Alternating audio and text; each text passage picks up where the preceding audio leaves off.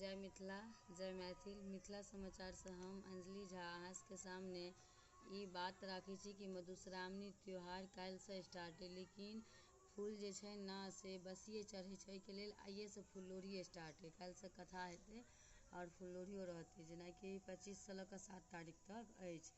तऽ हमर भायके न्यू शादी भेबे केलै 10 तारीखके, तऽ ओ भाभी आयल छथिन एतहिए, तऽ हुनके साथी हम फूल लोढ़ैके लेल अहाँ सबके सामने एलहुँ हैं।